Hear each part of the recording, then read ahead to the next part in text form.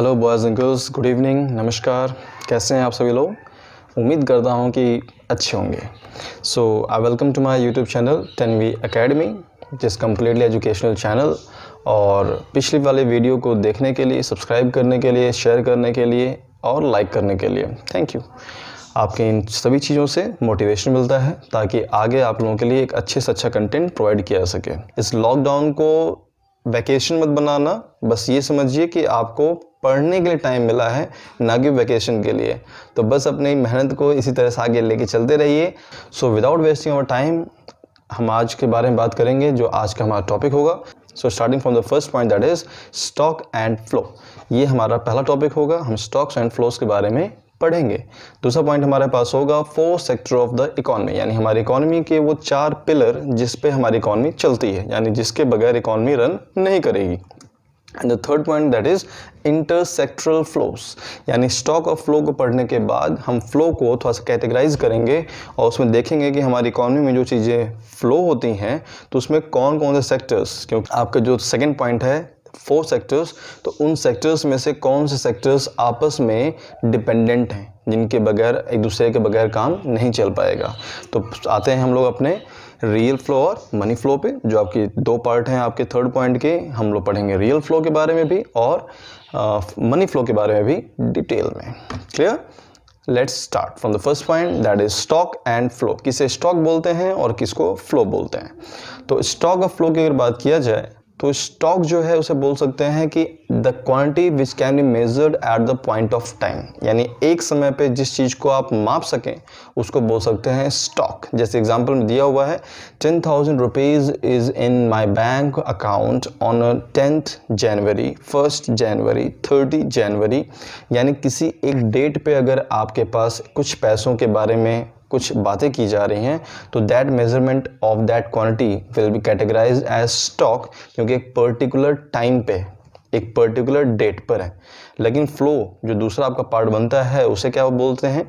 Flow आपका एक point पे नहीं होता, ये एक पीरियड के बीच में होता है। वो 1 दिन का हो सकता है, 15 दिन का हो सकता है, 1 साल का हो सकता है। तो quantity measured over specific period of time, like Vivek is getting 50,000 salary, 12,000 salary, 40,000 salary for a particular month, है ना? किसी महीने के लिए वो एक सैलरी रिसीव कर रहा है, तो वो एक दिन के लिए नहीं है, वो आपके पूरे एक पीरियड ऑफ टाइम का इनकम बता रहा है कि उसकी इनकम इतनी है। तो दोनों डिफरेंस क्या है? एक पर्टिकुलर डेट पर है और एक स्पेसिफाइड टाइम होगा, यानी दोनों के बीच में यही अंतर है कि जो पर्टिकुलर डेट पे है उसका स्टार्टिंग और एंड पॉइंट नहीं होता है, वो एक पर्टिकुलर डेट पे होता है। लेकिन जो आपका क्वांटिटी वाला आता है, यानी आपका जो फ्लो वाला कॉन्सेप्ट आता है, वो एक स्पेसिफिक पीरियड ऑफ टाइम के लिए होता है, यानी उसका एंड पॉइंट भी होगा और स्टार्टिंग पॉइंट भी होगा, उसके बीच में उसको मेज़र किया जाता है। तो ये आपके एग्जाम्पल्स थे मेजरमेंट के लिए जो आपके स्टॉक और क्वांटिटी फ्लो के बीच में बताए गए हैं। कुछ और एग्जांपल लेते हैं हम लोग वाटर का। तो जब आपका पानी अगर किसी पॉट में आपने रखा हुआ है तो क्या बोलेंगे उसको कि फ्लो हो रहा है? नहीं, वो क्या है, एक जगह पे है। तो एक आपका रुका हुआ पानी है जो स्टोर्ड है और दूसरी तरफ दे सकते हैं रनिंग वाटर है, यानी वो फ्लो कर रहा है। तो जो भी आपका इकोनॉमी में पैसा जो लगातार फ्लो होता रहता है, यानी इकोनॉमी में जा रहा है, आ रहा है, जा रहा है, आ रहा है, तो वो चीज़ आपका फ्लो कॉन्सेप्ट में आता है। और जो चीज़ जाकर एक जगह रुक गया, जो जाकर के एक जगह ठहर गया, वो इकोनॉमी फ्लो नहीं कर रहा है, तो वो आपका आता है स्टॉक कॉन्सेप्ट में। क्लियर है? आई होप आपको समझ आ चुका होगा। Moving to the second topic, जो आपका आज का सेकंड टॉपिक है, बहुत इंपॉर्टेंट टॉपिक्स हैं, यानी कि इकोनॉमी के 4 पिलर, यानी 4 सेक्टर्स ऑफ द इकोनॉमी। तो एक तरफ आपका हाउस होल्ड है और एक तरफ आपका प्रोड्यूसर है। हमारी इकोनॉमी के 2 तो एकदम मजबूत वाले हैं, ये पिलर्स हैं जिनके बगैर हमारे पास इकोनॉमी नहीं रन कर पाएगी। प्रोड्यूसर प्रोड्यूस नहीं करेगा, हाउस होल्ड खरीदेगा क्या? हाउस होल्ड खरीदेगा नहीं तो प्रोड्यूसर का प्रोड्यूस करके करेगा क्या? उसके फिर आपका आता है गवर्नमेंट, जो इनको रन करती है और साथ में इनका भी पार्टिसिपेशन होता है इकोनॉमी के अंदर। और चौथा आता है रेस्ट ऑफ द वर्ल्ड। अगर हम लोग एक डोमेस्टिक पार्ट पे देखें तो डोमेस्टिक पार्ट में हमारे पास 3 हो जाते हैं, गवर्नमेंट, हाउस होल्ड सेक्टर और प्रोड्यूसर। ये तीनों हमारे एक मजबूत पिलर हैं इकोनॉमी को चलाने के लिए। लेकिन जैसे ही हम इंपोर्ट एक्सपोर्ट के बारे में बात करते हैं, इंटरनेशनल मार्केट के बारे में बात करते हैं, तो चौथा हमारे पास आ जाता है rest of the world. Clear है। अब ये देखते हैं कि इनके बीच में ट्रांजैक्शंस कैसे होती हैं। तो हम बात करते हैं हाउस होल्ड और प्रोड्यूसर के बीच में। तो हाउस होल्ड क्या करता है, कंज्यूम करता है, और आपका जो प्रोड्यूसर है वो उनको as a wages, as a salary उनको देता रहता है। क्योंकि भाई जब आपका प्रोड्यूसर से परचेज करोगे तो आप उनको पेमेंट करोगे उस सामान का, और जब आपका प्रोड्यूसर आपसे काम करवाता है, आपकी ज़मीन किराए पे लेता है, तो ऐसी कंडीशन में वेजेस में चला जाता है। फिर उसके बाद आपका आता है रेस्ट ऑफ द वर्ल्ड और प्रोड्यूसर के बीच में। तो प्रोड्यूसर और रेस्ट ऑफ द वर्ल्ड यानी एक उत्पादन करने वाला बाहर से मशीनें इंपोर्ट करता है, यहाँ सामान एक्सपोर्ट करता है, या बाहर से कोई सामान इंपोर्ट करेगा, यहाँ से कोई सामान बाहर भेजेगा। तो इनका बीच में जो रिलेशन है वो इंपोर्ट एक्सपोर्ट का ही हो सकता है। और फिर आते हैं गवर्नमेंट और हाउस होल्ड सेक्टर के बीच में। तो गवर्नमेंट से हम तमाम तरीके की सर्विसेज लेते रहते हैं, तमाम तरीके की फैसिलिटीज़ लेते रहते हैं। तो public goods which is purchase by the government to supply it to the household sector, यानी वो सामान जिसको सरकार ने खरीदा तो है लेकिन वो हमारे हाउस होल्ड सेक्टर को बांटने के लिए किया होगा। तो ऐसे में वो आपका फ्लो हो रहा है, यानी गवर्नमेंट दे रही है हाउस होल्ड सेक्टर को, और हाउस होल्ड सेक्टर क्या करता है, गवर्नमेंट को टैक्सेस देता है, फाइन देता है, अपनी इनकम टैक्स देता है। तो ये सभी चीज़ें हमारे फ्लो में आ जाती हैं। तो there is a flow between government and household sector as well. And the last point कि एक हाउस होल्ड सेक्टर का रेस्ट ऑफ द वर्ल्ड से क्या रिलेशन हो सकता है। आप कोई सामान बाहर से मंगाते हो तो इंपोर्ट करते हो, कोई बढ़िया कार है तो कोई आपकी कोई वैसी चीज़ जिसको इंपोर्ट कर रहे हैं, तो क्या हो गया, बीइंग अ हाउस होल्ड आप सिर्फ इंपोर्ट कर सकते हो, है ना। हम वहाँ पे एक्सपोर्ट नहीं करते हैं। एक्सपोर्ट क्यों नहीं करेंगे, क्योंकि हम कोई सामान बना नहीं रहे हैं। हम we are the household sector, हम प्रोड्यूसर नहीं है। अगर प्रोड्यूसर होते तो जायज़ सी बात है, इंपोर्ट एक्सपोर्ट करते हैं हम लोग, बट अगर हम लोग एक कंज्यूमर हैं, एक हाउस होल्ड सेक्टर हैं, तो हम लोग सिर्फ इंपोर्ट कर सकते हैं। तो this was the flow shown between the pillars, 4 sectors of the economy जिनके बगैर नहीं चल सकती है। क्लियर है। Moving to the next topic, intersectoral flow, यानी हम 2 सेक्टर्स के बीच में फ्लो के बारे में स्टडी करेंगे कि कैसे कैसे चीज़ें फ्लो होती हैं। तो पहला पार्ट आपका आता है रियल फ्लो का, और दूसरा आता है मनी फ्लो का। रियल वर्ड से मतलब होता है फिजिकल चीज़ें, यानी रियल फ्लो में आप अपने गुड्स एंड सर्विसेज को हम देखेंगे कि कैसे फ्लो हो रहा है प्रोड्यूसर और कंज्यूमर के बीच में।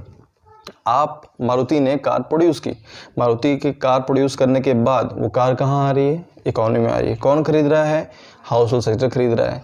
तो हम क्या कर रहे हैं, उनसे खरीद रहे हैं। तो इस से कार है, कंपनी है, बहुत सी चीज़ें हैं। तो let's start with the real flow.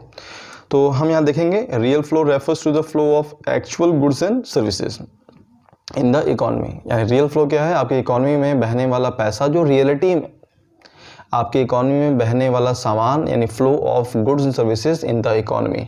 तो इसके लिए 2 लोग जिम्मेदार हैं, एक आपका प्रोड्यूसर और एक आपका हाउस होल्ड सेक्टर। तो हाउस होल्ड सेक्टर क्या दे रहा है, अगर कोई प्रोड्यूसर उनके पास आता है और उनसे कहता है कि मुझे ज़मीन चाहिए, तो आपने ज़मीन दे दी उनको किराए पे। कई बार क्या करते हैं हम, बीइंग हाउस होल्ड जाके, भाई जितने भी एम्प्लॉयज़ हैं वो अपने घर के लिए क्या हैं, हाउस होल्ड हैं। तो being household they give their services to the producer, तो वो एज अ लेबर काम करता है। अगर आपके पास पैसा ज़्यादा होता है तो आप अपना कैपिटल लगाते हो। अगर आप खुद एक एंटरप्रेन्योर बन सकते हैं तो हम अपना पैसा लगा करके ऑनर बन जाते हैं। तो these 4 are the services given by the household sector. तो आप एज अ हाउस होल्ड आप ये सर्विसेज अपने प्रोड्यूसर को प्रोवाइड करते हैं। क्लियर है। और इसके बदले में प्रोड्यूसर से क्या सामान हमारे तक पहुंचता है, प्रोड्यूसर क्या करता है, वो हमको गुड सेल करता है, हमें सामान बेचता है जो भी बनाता है, लाइक क्लॉथ हो गए, कार हो गई, फूड्स हो गए, कोल्ड ड्रिंक हो गया, and many more things which we purchase in the daily routine, it comes from the producer. तो वो सामान जो हमारे पास आ रहा है वो क्या है, that is also the part of real flow, क्योंकि सामान का फ्लो हो रहा है। अभी हमने इसमें कहीं भी पैसों के बारे में बात नहीं किया कि इसके बदले में पैसा, इसके बदले में पैसा, no, we are just talking about the flow of the goods and services between 2 sectors. Meaning याद रखेंगे। Is it clear. तो अगर हम इसको ध्यान से देखें तो प्रोड्यूसर बनाता है car, clothes, food, cold drinks. It starts from the producer side and flows to the end और साइड ऑफ द कंज्यूमर। ये वहां तक पहुंच रहा है, हाउस होल्ड सेक्टर तक पहुंच रहा है। तो ये चीजें क्या हो गई, flow of real goods. Is it clear. और वहीं कंज्यूमर के बारे में बात करें, हाउस होल्ड सेक्टर के बारे में बात करें, तो क्या दे रहा था, लैंड, लेबर, कैपिटल, एंटरप्रेन्योरशिप। तो आपके पास लैंड है तो आप लैंड उनको किराए पे दे रहे हो कि भैया लो कारखाना खोल लो। आप एज अ एम्प्लॉई हैं तो आप अपनी सर्विसेज दे रहे हैं कि मैं आपके लिए मेहनत करूँगा। आप एक वहाँ पे मैनेजर भी हैं, आप एक नॉर्मल सी सुपरवाइज़र भी हैं, आप फोरमैन भी हैं, आप अपनी सर्विसेज प्रोवाइड कर रहे हैं।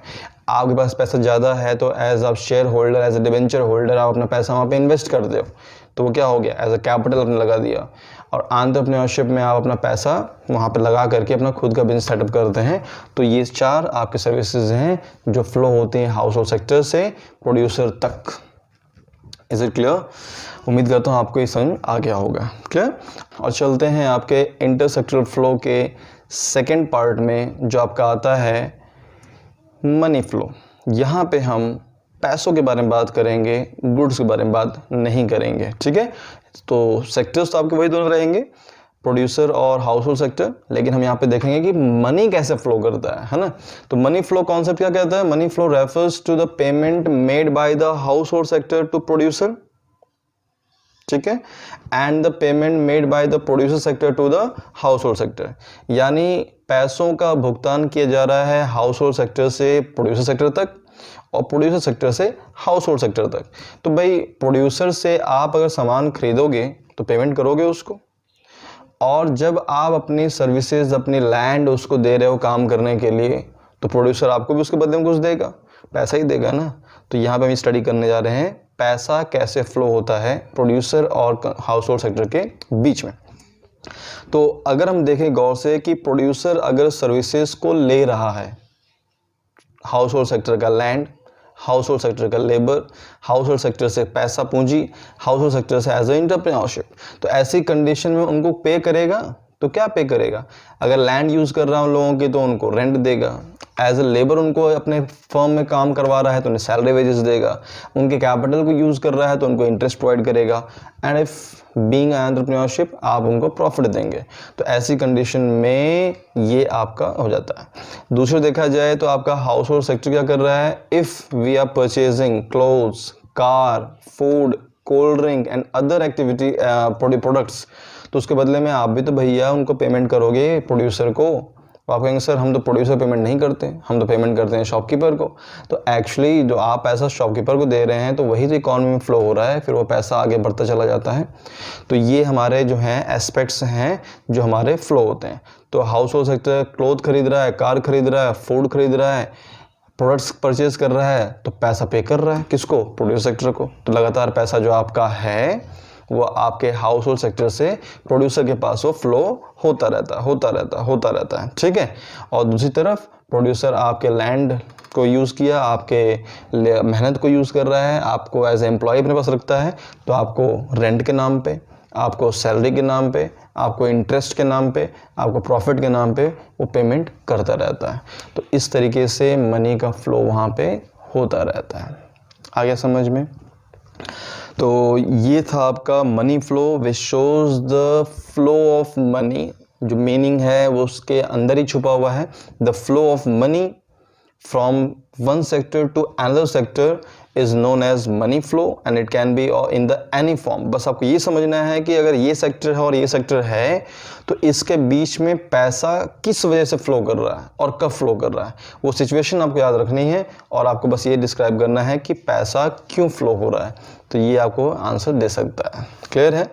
तो होपफुली आपको ये जो वीडियो है आपको क्लियर भी हुआ होगा, टॉपिक्स आपके क्लियर हुए होंगे। और इसके बाद मैं आपसे लेता हूँ इजाज़त, परमिशन लेता हूँ। So students, just give your hard work. Thank you for watching my YouTube channel 10V Academy. Share it, subscribe it and like it. And if you have any issues you can comment in it. और अगर आपको लगता है कि video का level जो है वो अच्छा था तो आप ज़रूर कमेंट करें ताकि मोटिवेशन मिले। और अगर आपको लगता है कि इसमें और इम्प्रूवमेंट करने की ज़रूरत है तो वो भी ज़रूर बताइएगा। प्लीज़ वैकेशन नहीं समझो, 12th क्लास है, मजाक नहीं कर सकते इस चीज़ को लेकर के। जो भी आपको टाइम मिल रहा है, जहाँ से भी मिल रहा है, उस कंटेंट को स्टडी करते रहिए। Okay, till that just you give your hard works and goodbye. Thank you.